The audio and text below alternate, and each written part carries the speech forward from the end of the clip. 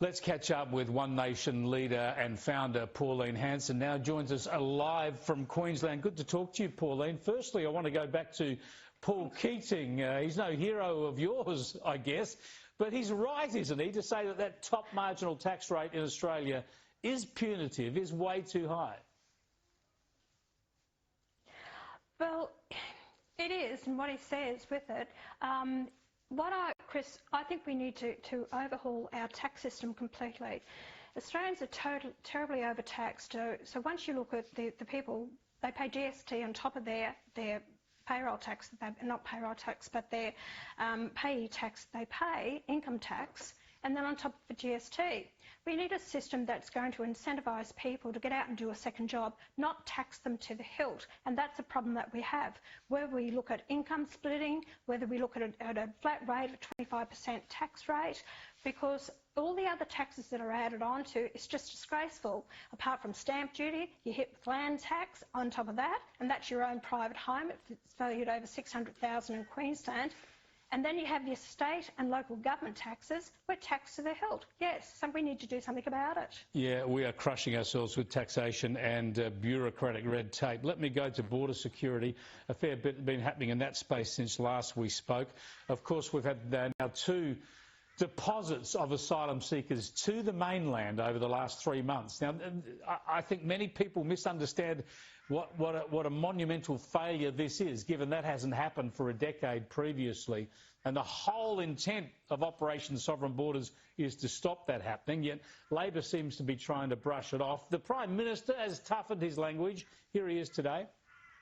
We need to make sure that we send a strong message that people who come in an unauthorised fashion won't be settled in Australia, and that is what we have done. Operation Sovereign Borders is in place. It is important that we're able to have regular migration. We want to see an increase in the number of refugees who are taken by Australia. There you go. What are your thoughts on that, Pauline?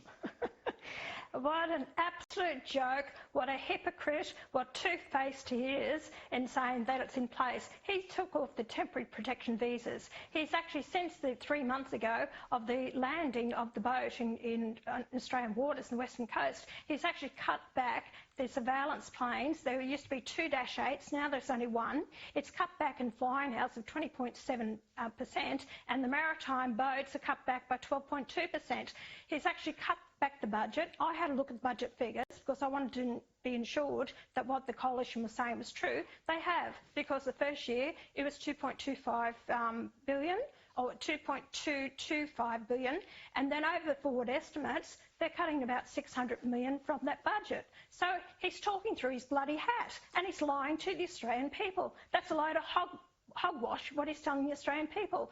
And if you watch the clip, he said, if I cannot ask people to do something that I wouldn't do myself, and that's turn the boats around. They're bleeding bloody hearts. They don't care about the national security, and all these people are coming in are strong, fit men. So I want to know why. That comment about not turning boats around was back in 2015. I showed that the other day. But also in that comment today, he seems to be trying to appeal to the political hard left there, because he's talking about trying to bring in more refugees. Now, this is after we had more than 1 million people come into this country last year, the greatest influx ever.